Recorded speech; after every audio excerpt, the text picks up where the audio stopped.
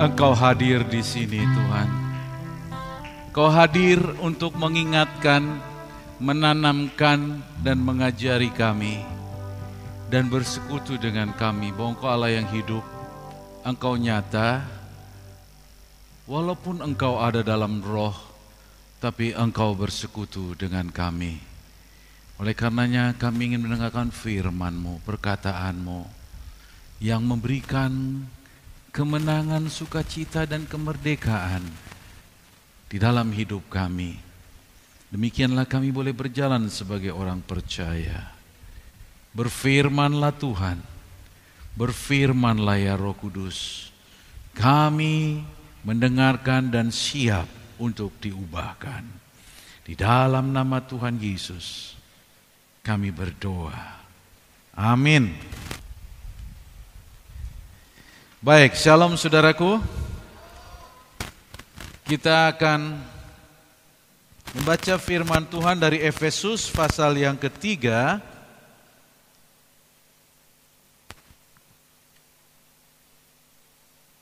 Efesus 3 ayat 1 sampai dengan ke-13.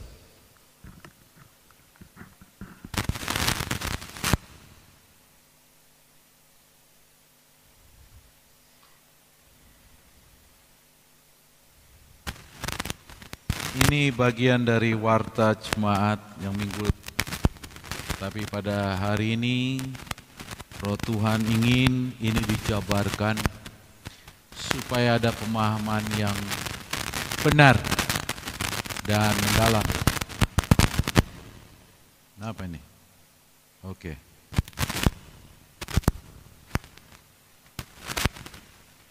Baik, saya akan bacakan untuk saudara. Demikian firman Tuhan. Itulah sebabnya aku ini Paulus, orang yang dipenjarakan karena Kristus Yesus untuk kamu orang-orang yang tidak mengenal Allah. Memang kamu telah mendengar tentang tugas penyelenggaraan kasih karunia Allah yang dipercayakan kepadaku karena kamu, yaitu bagaimana rahasianya dinyatakan kepadaku dengan wahyu seperti yang telah kutulis di atas dengan singkat. Apabila kamu membacanya, kamu dapat mengetahui daripadanya pengertianku akan rahasia Kristus, yang pada zaman angkatan-angkatan dahulu tidak diberitakan kepada anak-anak manusia, tetapi yang sekarang dinyatakan di dalam roh kepada rasul-rasul dan nabi-nabinya yang kudus, yaitu bahwa orang-orang bukan Yahudi karena berita Injil turut menjadi ahli-ahli waris dan anggota-anggota tubuh dan peserta dalam janji yang diberikan dalam Kristus Yesus. Dari Injil itu aku telah menjadi pelayannya, menurut pemberian kasih karunia Allah yang dianugerahkan kepadaku sesuai dengan pengerjaan kuasanya. Kepadaku yang paling hina di antara segala orang kudus, telah dianugerahkan kasih karunia ini untuk memberitakan kepada orang-orang bukan Yahudi kekayaan Kristus yang tidak terduga itu, dan untuk menyatakan apa isinya tugas penyelenggaraan rahasia yang telah berabad-abad tersembunyi dalam Allah yang menciptakan segala sesuatu, supaya sekarang oleh jemaat diberitahukan pelbagai ragam hikmat Allah kepada pemerintah-pemerintah dan kepada penguasa-penguasa di surga, sesuai dengan maksud abadi yang telah dilaksanakannya dalam Kristus Yesus Tuhan kita. Di dalam Dia kita beroleh keberanian dan jalan masuk kepada Allah dengan penuh kepercayaan oleh iman kita kepadanya. Sebab itu aku minta kepadamu supaya kamu jangan tawar hati melihat kesesakanku karena kamu, karena kesesakanku itu adalah kemuliaanmu. Yang berbahagialah mereka mendengarkan firman Tuhan, mempercayai dan menghidupinya. Ada amin?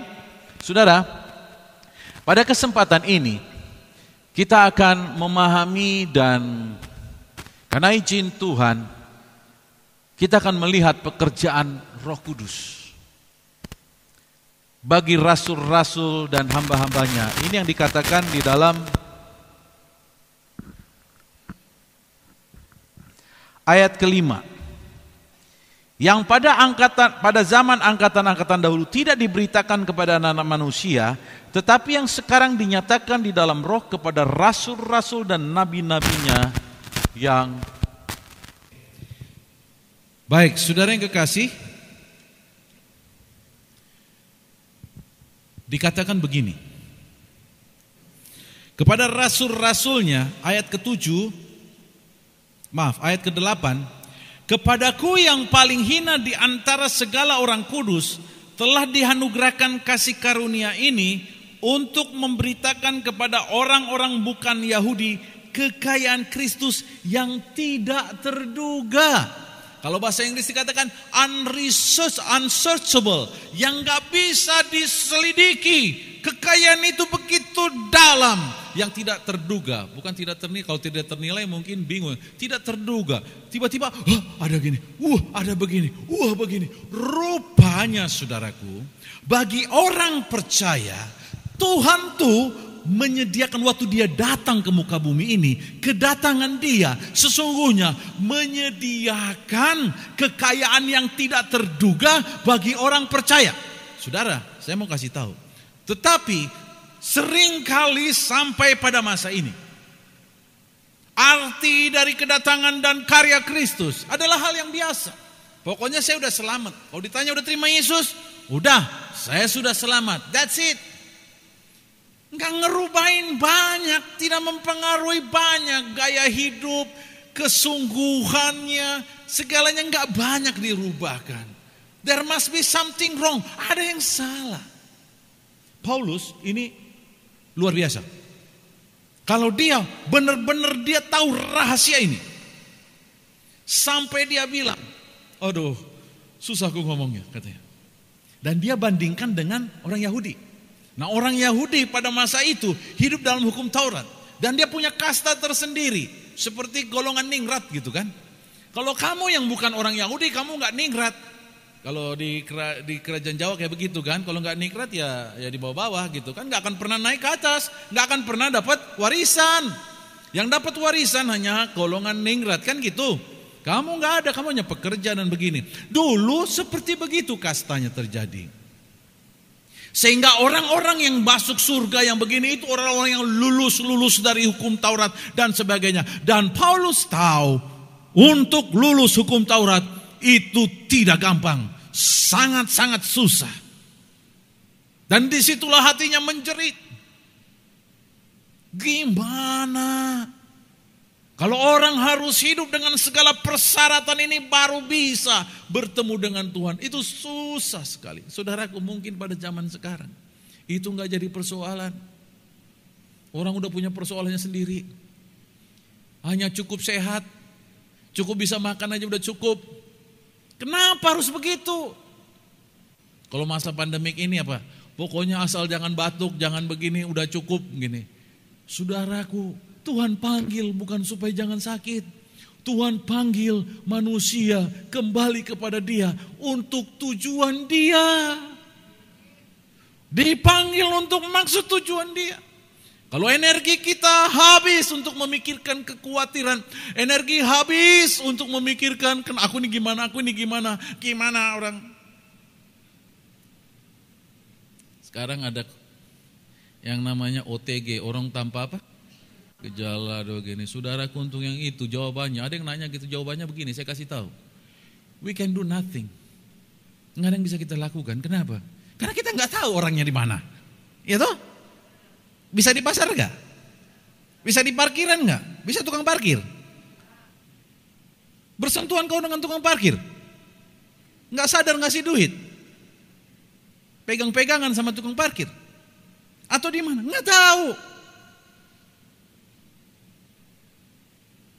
So, kenapa kau khawatirkan? Percayalah sama Tuhan, jaga dirimu, percaya dalam perlindungan Tuhan, jangan sembrono hidupnya. Ya. Siapa yang berbuat dosa hendaklah ia bertobat. Apa yang perlu kita katakan? Tuhan, gimana aku bisa tahu kekayaan Kristus yang tak terduga? Gini, Yesus datang merupakan kasih karunia Tuhan. Itu bukan sekedar keselamatan, kawan. Tapi di dalamnya mengandung begini loh. Kata-kata ini dalam gak? Suatu Paulus bilang begini. Gregetan dia ngomong gini. Kamu gak ngerti sih ya. Tapi ini mau kukatakan.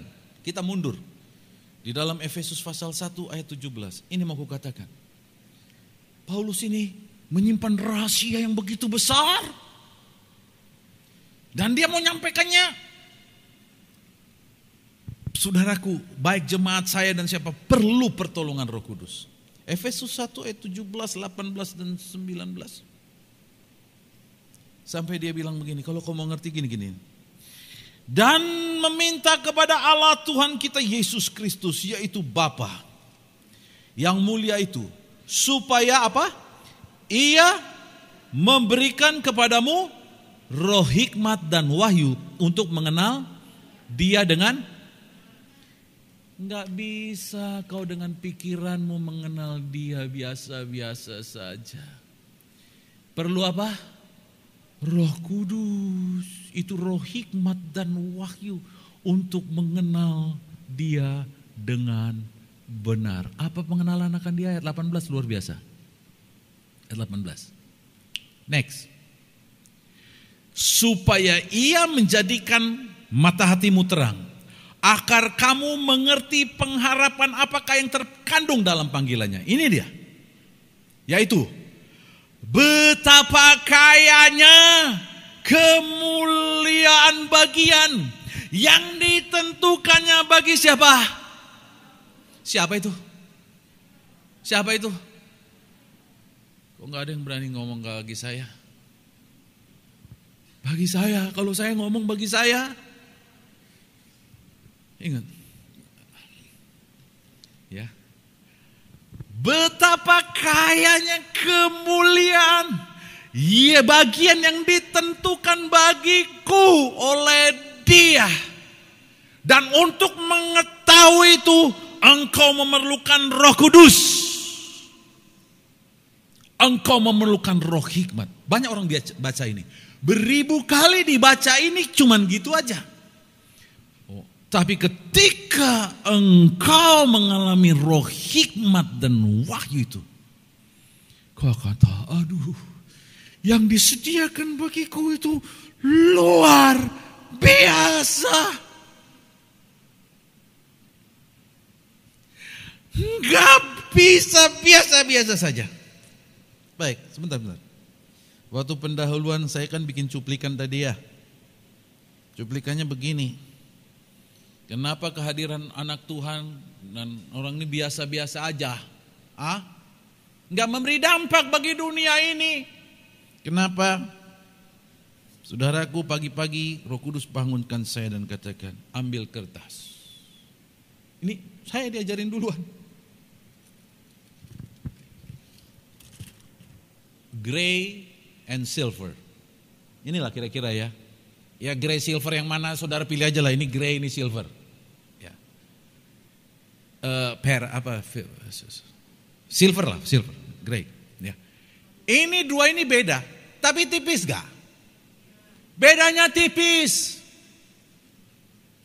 Lebih keren yang silver, yang gray, abu-abu. Ya. Ini lebih keren, tapi nggak tahu nampakan, nggak gitu nampakan. Demikianlah anak-anakku hadir di muka bumi ini, tipis perbedaannya dengan orang dunia. Kemudian disuruh, ambillah kertas putih dengan kertas hitam. Beda nggak? Halo, beda nggak? Significant difference. Perbedaan yang sangat jelas, nyata antara terang dengan gelap. Makanya hitam itu ada yang menyebut itu bukan warna, tapi itu gelap. Kalau putih juga bukan dibilang warna, tetapi itu adalah terang. Tapi kemudian dibikin nama jadi putih dan gelap, hitam. Significant. Karena kalau anak Tuhan tahu apa yang dia punya, apa yang menjadi bagian dia karena Kristus, dia akan putih seperti ini. Terang dan beda sama orang dunia, makin nampak. Dan kepadamu gereja Tuhan yang dikatakan jemaat yang khusus di hati Tuhan, ini bagianmu. Amin. Kita harus tampil terang seperti gini. Beda putih sama hitam, ya kan? Bukan sawo matang sama kuning, itu kulit saya diadu-adu sikit-sikit lah bedanya. Tapi kalau hitam sama putih, ini nampak kali kawan. Nampak kali. Nah, seperti inilah yang Paulus, yang kitab Efesus maksudkan. Ada satu kekayaan yang tidak terduga. Kalau kamu tahu, yang merupakan rahasia berabad-abad. Ketika kamu tahu, kamu tidak akan sama seperti yang dulu lagi. Ada amin? Kamu tidak akan sama seperti yang dulu lagi. Bahkan dikatakan tadi, ayat 18. Ya, ini satu dulu. Betapa kayanya kemuliaan bagian yang ditentukannya bagi orang-orang kudus. Bagimu ditentukan kemuliaan yang sangat kaya luar biasa. Pertama, yang kedua ayat 19. Betapa hebat kuasanya bagi kita yang percaya. Kalau yang bawahnya itu penjelasan.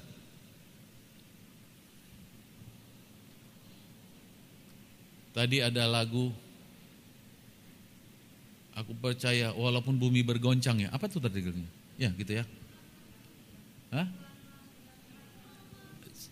Ya kan, Tuhanlah kekuatanku. Oh gini, walaupun bumi bergoncang. Saudara, itu bagus diciptakan, tapi belum dihidupi sama orang percaya. Jangankan bumi bergoncang. Hah? Ada di sini yang datang dari tsunami Nias atau apa dulu waktu goncang? Atau ngalami di Aceh goncang-goncang gitu?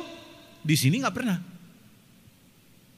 Bumi, jangan minta bumi bergoncang kau tetap percaya tanpa mengetahui rahasia kekayaan, kemuliaan bagianmu, gak bisa. Lagu itu supaya, maksudnya begini, lagu itu sering dinyanyikan tapi tidak berdampak, tapi pada hari ini saya mau itu berdampak. Ada amin? Bahwa kalau ngomong begitu, karena memang pewahyuan atas lagu itu memang berbicara begitu. Ya, sekarang jangankan bumi bergoncang, ya nggak kedengeran, angin berhiup, bawa batuk, udah pada takut semua. Pada takut. Gini saudaraku, ada yang nggak bisa kita hindari, ya? Nggak tahu angin itu datang dari mana, ya? Dia datang. Orang bisa kita hindari, tapi angin kita nggak tahu datang. Tetapi, ya. Percayaku, bagianku. Dua hal, apa? Kekayaan, kemuliaan bagianku. Yang kedua, betapa hebat kuasanya di dalam aku. Kayak apa? Izinkan selama pelayanan ini, selama penyataan firman ini, Roh Kudus membukakan, menaruhkan di dalam kita bahwa sesungguhnya ada kekayaan yang berlimpah-limpah. Itu bukan masalah mobil, begitu mah di luar, ya kan? Ini di dalam dirimu. Ada suatu kekayaan yang melimpah-limpah yang menjadi bagianmu. Yang gak bisa diambil oleh siapapun kalau engkau tahu dan mendapatkannya.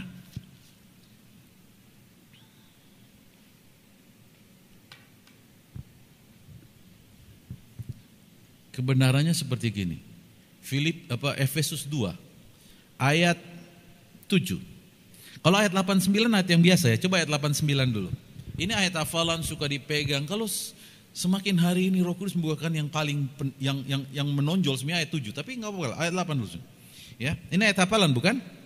Katakan demikian.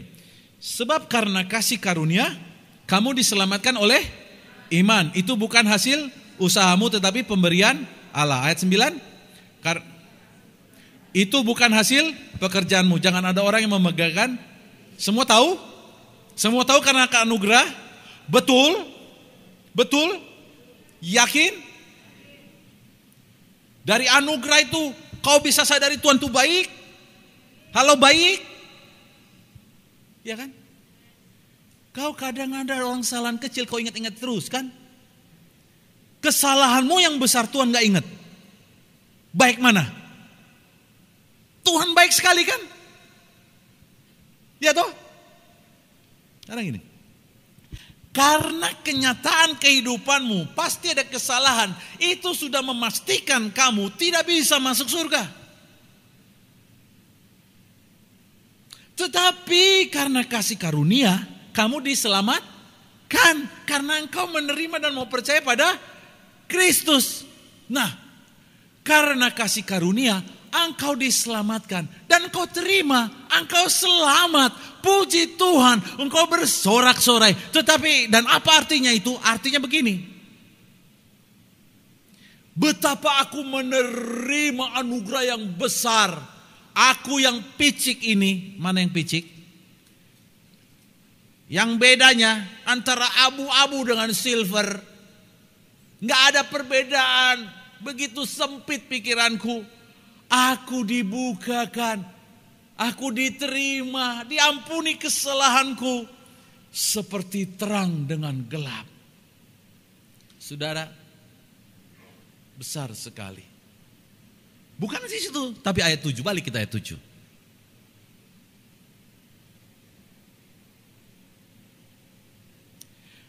Supaya pada masa yang akan datang ia menunjukkan kepada kita apa? Halo, ini jangan dilewatkan. The riches of his grace, kekayaan kasih. Kalau sebelumnya kamu hanya tahu kasih karunia kan? Ya toh? Setelah kamu menerima kasih karunia, di depan kamu akan ditunjukkan kekayaan dari kasih karunia itu. Walah. Yang melimpah.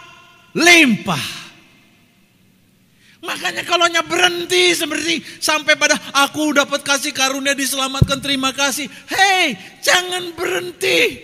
Jangan berhenti karena di depan Tuhan akan tunjukkan apa? Kekayaan dari kasih karunia yang kau terima itu ada kekayaan di dalamnya. Saya kalau ngomong kekayaan jangan langsung pikir uang bukan. Ada kekayaan di dalamnya yaitu rahasia yang besar. Ada sebagaimana kamu yang selalu ingat kesalahan kecil, dia kesalahan besarnya dilupakan, begitu besarnya dia berarti mengampuni kamu. Seperti besarnya anugerah itu, ada kekayaan yang akan dianugerahkan pada kamu. Bukan karena hitung-hitungan kamu, karena dia mau menaruhkannya sama kamu. Ingat. Ke atas jemaatnya ini Tuhan berjanji. Kamu akan membawa kegerakanku sampai ke ujung bumi. Pakai pikiran gak mungkin. Ya enggak? Susah. Boro-boro ujung bumi. Ujung Riau aja gak sanggup aku pergi. Kan gitu ya? Ya dah? Saya mau kasih tahu. Makanya dasar pikirannya harus seperti ini. Dasar pikiran begini. Kalau engkau menerima kasih karunia karena anugerah. Di balik itu ada kekayaan kasih karunia yang akan kau terima juga karena anugerah. Kalau pikiranmu selaras sama Tuhan. Yang penting kau percaya. Kalau dia mau bawa kamu untuk ini. Jangan berdebat. Dia mau pakai kamu untuk tujuan dia. Karena di balik panggilannya. Itu ada kekayaan kasih karunia menyertai kamu oleh dia.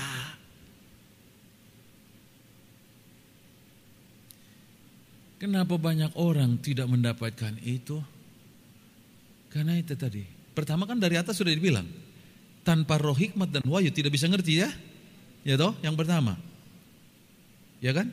Yang kedua, kamu harus meyakini dulu, menghidupi dulu anugerah kasih karunia itu.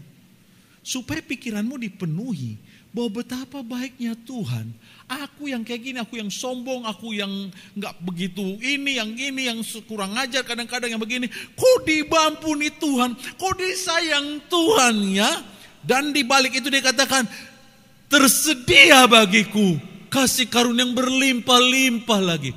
kalau kayak gini, ini orang datang sama tuannya kira-kira gimana? Bener-bener, ini aku Tuhan, ini aku buat engkau tahu. Iya ya, bagus juga sih. Ya bisa juga diterima, bagus juga. Yang kayak gitu tuh orang sombong, yang padanya tidak dibukakan rahasia sampai mendalam. Hanya bisa bilang bagus, tidak gentar dan mengatakan, Tuhan, aku ingin mencintaimu lebih lagi. Aku tidak ingin mempertahankan apa yang kupunya, yang kupikirkan. Aku mau ikut engkau saja. Disitulah rahasianya ketika engkau bisa membaca dan melihat mengapa rasul-rasul ini adalah orang-orang yang luar biasa.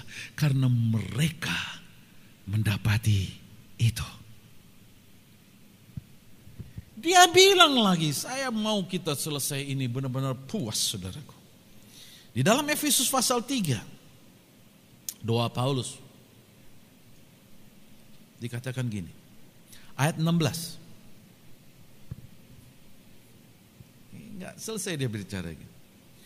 Aku berdoa supaya ia menurut, ayo baca sama-sama aja. 1, 2, 3.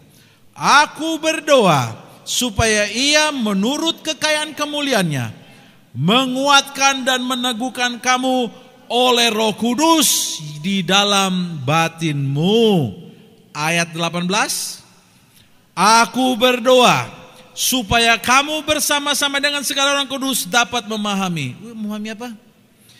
Betapa lebarnya dan panjangnya dan tingginya dan dalamnya kasih Kristus. Halo. Jangan cepat-cepat.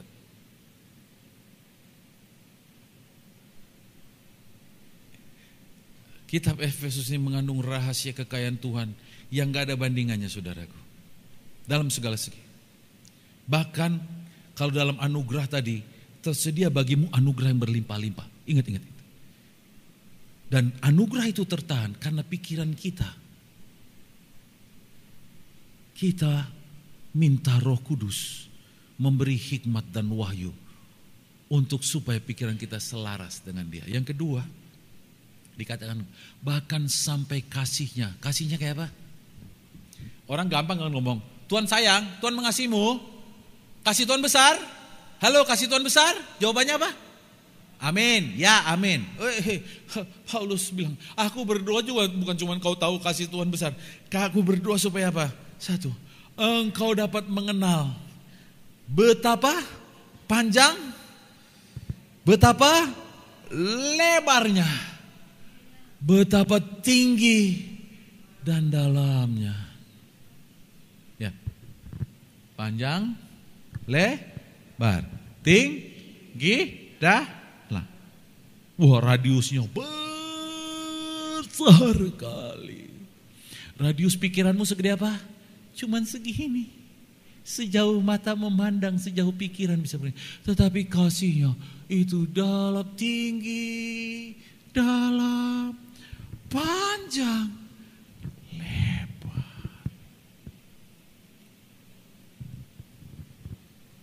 Saudara, dunia ini selalu menyuguhkan, menyogok, apa mas ya? Apa sih namanya? Menyodorkan, menyemburkan, menghembuskan hal-hal yang mau menghalangi ini. Kau tidak melihat dalamnya kasih Tuhan. Paulus bisa ngomong begini, makanya begini, ketika kau masuk dalam pencobaan dan ujian, di situ akan kelihatan dalamnya kasih Dia, tingginya kasih Dia. Tapi kalau hidup biasa-biasa, apalagi yang bergelimangan apa, kesenangan dan nggak tahu, goncang sedikit langsung ada apa, gitu. Tapi kalau sudah biasa bergumul, bahkan lebih dalam lagi, saya ngomong nggak sembarangan ini, saya benar ngalamin ini, lebih dalam lagi, saudaraku, kau akan melihat betapa dalamnya kasih setiamu. Oh, benar, saudara.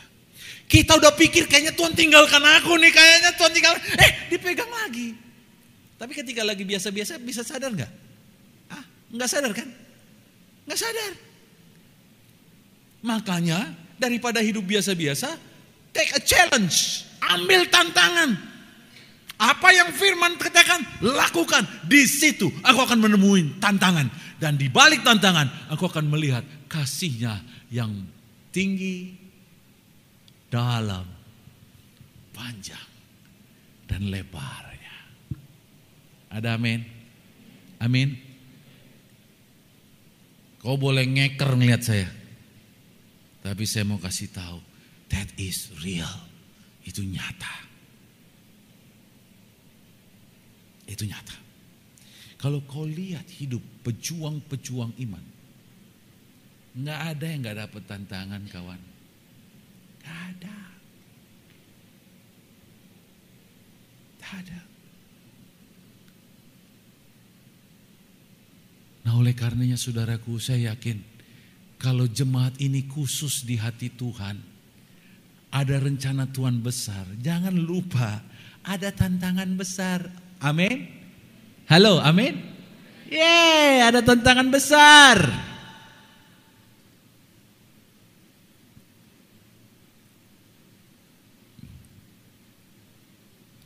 Berbahagialah kamu jikalau kamu jatuh ke dalam berbagai-bagai pencobaan. Karena apa? Karena hal itu baik buat kamu. Ya, untuk ketekunanmu. Karena itu lebih daripada harta. Ya, ketika didapati engkau tekun. Jangan marah sama Tuhan. Ya. Ada orang yang mungkin marah begini, Tuhan saya udah ikut engkau Tuhan, tapi kok begini-begini terus begini-gini. Jangan marah. Itu hanya karena belum lihat kekayaan kasih karunia Tuhan yang begitu dalam. Ya, yang dikatakan, saya mau saudaraku, apa yang kita baca pada hari ini, saudara ulang lagi. Sampai itu melihat begini, kekayaan yang tidak terduga, kasih karunia yang berlimpah-limpah, ya. Kuasa yang begitu dahsyat. Bagian yang ditentukan bagi orang-orang kudus yang melimpah-limpah. Itu harusnya jadi pikiran kita. Itu harusnya yang memenuhi hati kita. Itu harusnya yang membuka terobosan bagi mata rohani kita. Dan karena anugerah Tuhan, mata kita dibukakan dan melihat itu. Ya, ada. Saudara, paling menderita adalah gini. Kita orang percaya tapi hidupnya getting by, pas-pasan. Ya toh? Pas lolos, pas lulus, pas rejeki, ini sayang. Halo? Karena Alkitab gak ada bicara gitu. Yang kita baca tidak katakan karena bagian yang ditentukan bagimu pas-pasan. Ada? Ada tadi kita baca? Ada? Kekuatanmu yang pas-pasan. Nggak ada. Dia katakan yang melimpah-limpah.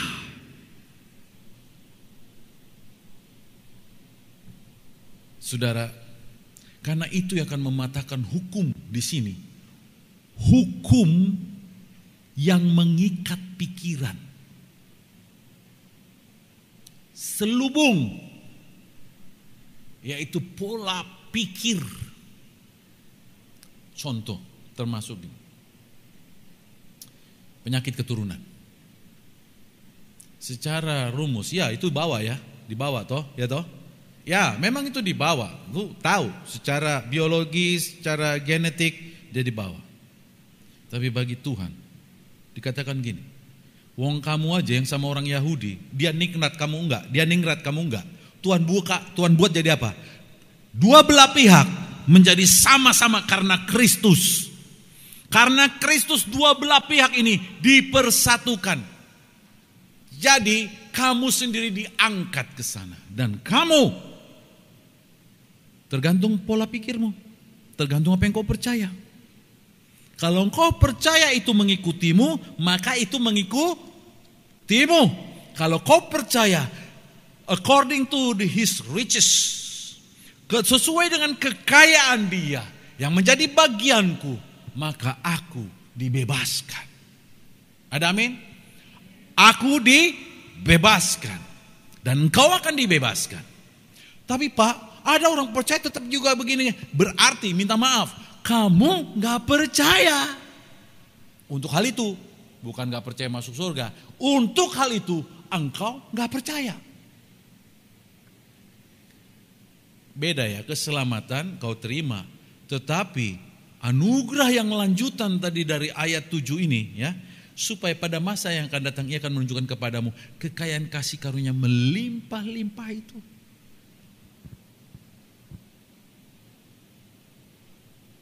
Oleh karena itu saudaraku yang kekasih, kalau pada kita dibukakan dengan hikmat dan wahyu Tuhan, kekayaan yang berlimpah-limpah, akan gigih gak kita di dalam dia? Akan gigih gak? Kegigihan kita bukan karena mau dilihat orang, kawan. Juga kalau dalam pelayanan ini bukan karena saya lihat jadi saudara gigih begini, gak usah lah ya. Karena saya juga gak bisa nilai apa-apa. Saya juga gak bisa kasih hadiah apa-apa. Paling kasih semangat, maju terus kawan, maju terus, ayo terus. Hadiahnya gak bisa aku kasih. Paling apa? Ya handphone lah kalau ada kasih. Tapi gak bisa lebih daripada itu. Atau yang lain gini, atau apalah. Paling ada ukurannya. Tetapi Tuhan mau kasih tahu, ya, ketika kamu sungguh-sungguh, Tuhan melihat bagianmu ini. Bagianmu ini. Ya. Makanya nih, ya. Efesus 1 ayat 17, 18, 19. Ayat 18 tadi. Ya. Ayat 18. Ini 17 nih, 18. Ya. Betapa kayanya kemuliaan bagian. Omongin saudaraku. Ayat 18 kita sebut sama-sama. 1, 2, 3. Dan supaya ia menjadikan mata hatimu terang, agar kamu mengerti pengharapan apakah yang tergantung dalam panggilannya atasmu. Yaitu betapa kayanya kemuliaan bagian yang ditentukannya bagi kamu. Amin. Amin. Enggak yakin aminnya nih. Amin. Yes. Memang kadang-kadang perlu juga pakai yes yang kuat gini kan. Yes. Ya yes, ini enggak ada yang yes. Gerem. Dikatakan juga, aku menyampaikan rahasia yang berabad-abad. Ya, kekayaan Kristus yang tidak terduga. Dikatakan lagi demikian, supaya kamu mengenal betapa tingginya dan dalamnya, panjang dan lebarnya kasih Tuhan. Nggak mungkin dibiarkannya aku. Amin. Amin. Pada satu saat kau akan mengalami penderitaan, tapi di balik itu dia berjanji. Dia berjanji. Dia berjanji. Ini firman-Nya. Tersedia luar biasa. Panggilan yang luar biasa. Oleh karenanya saudaraku, kita akan datang pada saatnya kita akan berdoa. Biar Roh Kudus benar-benar memberikan pewahyuan. Telinga kita mendengar, pikiran kita menyerap, tapi roh kita mesti menangkap. Menangkap apa yang menjadi bagian kita. Demikianlah kita dikenal sebagai orang-orang yang merdeka dalam roh. pikirannya dibaharui. Apa yang tersedia? Saudara, kalau saudara lihat ada kepercayaan lain, sulit kali rasanya untuk bisa berkenan sama Tuhan, ya. Sulit kali. Bahkan kadang-kadang dia punya prinsip harus ditutup semuanya. Kayak susah kali. Kadang harus ya menguasai semuanya. Semua dalam usahanya.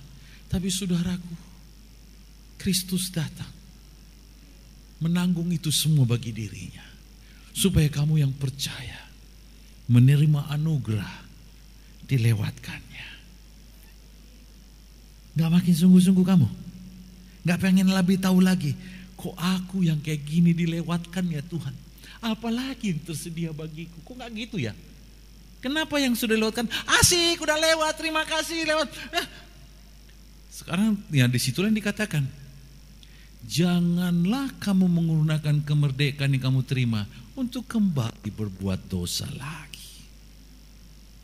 Tapi kemerdekaan yang kamu terima itu membuat kamu hidup sepadan dengan firman. Dan karena engkau berkata, setelah ini apa lagi Tuhan? Kalau aku menerima anugerah keselamatan ini, anugerah apa lagi disediakan bagiku? Amin. Amin. Dan anugerah itu lebih besar dari apa yang bisa dunia sediakan bagimu.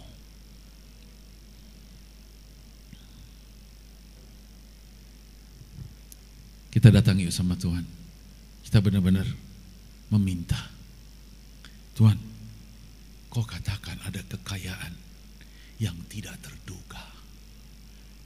Kau katakan ada anugerah yang berlimpah-limpah. Aduh, kau katakan ada bagian kekayaan kemuliaan yang ditentukan bagiku Tuhan. Ini bukan sekedar keselamatan, tapi ada sesuatu yang luar biasa.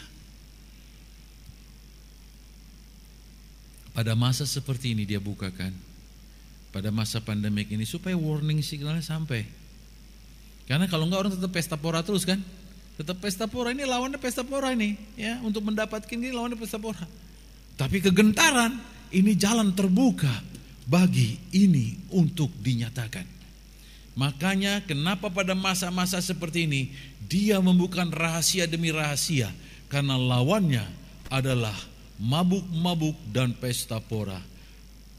Itu akan menutup jiwa manusia. Tapi ketika kegentaran datang, dia terbuka, dan marilah datang padanya.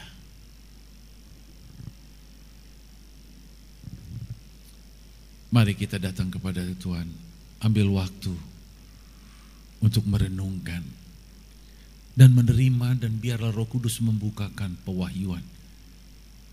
Karena masing-masing akan dia berikan. Karena ini ditentukan bagi kamu tuh beda loh masing-masing. Ada ukurannya. Kalau dalam bagian lain dikatakan ada ukuran pemberian Kristus. Jangan kau mengharapkan pemberian orang lain bagimu atau pemberianmu pada orang lain. Ada ukuran bagian yang ditetapkan masing-masing. Tapi yang pasti semuanya berisikan kekayaan kemuliaan Tuhan. Jangan ingin menjadi orang lain. Jadilah dirimu, tetapi jangan batasi apa yang Tuhan mau buat atas dirimu.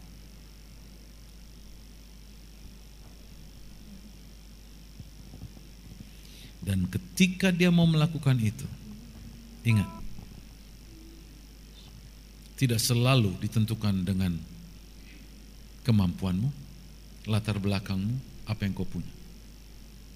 Dia Allah. Engkau pun ditarik dari lumpur dosa karena kasih karunia. Dan kasih karunia itu akan terus bekerja untuk bisa menganugerahkan padamu apa yang Tuhan tetapkan bagimu. Jadi jangan batasi.